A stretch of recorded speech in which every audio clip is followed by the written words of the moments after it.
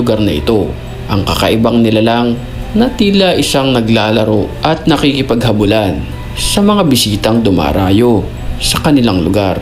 Usap-usapan tuloy Dilim ng lugar. Kakatakot dumaan dyan. ang nasa video, kundi man isang duwende, isa itong maligno at engkanto. Kung kayo Na may naalala lang ako sa Attack on Titan na yung mga Titan na naguhubad. Parang parehas, payat lang to eh.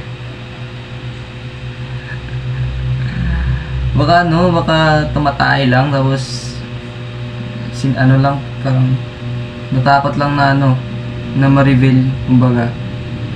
Baka natakot sa inyo, mga gago kayo. Baka nagtatay yan. Ina nyo.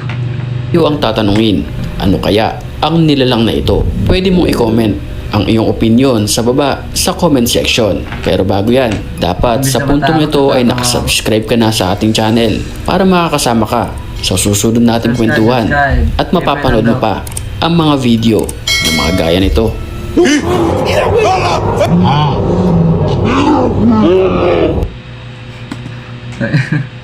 Naalala talaga ako. Alam mo yung tipong nagtatae ka sa gabi tapos may naghahanap ng or may naghahanap ng gagamba sa gabi. Tapos nasaktuhan ka sa flashlight. Ang aso naman na ito ay animoy may nakikitang kakaibang nilalang na hindi naman nakikita. Uy, may nakikita yung aso.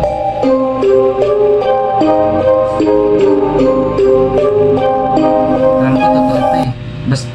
Basta kasi mga aso, basta mga aso pag hindi na talaga, alam niyo, hindi na talaga maganda yung reaction nila sa isang bagay kahit hindi naman natin nakikita, totoo yun kasi sila meron silang vision sa mata nila na parang nakakakita ng hindi natin nakikita. So yan.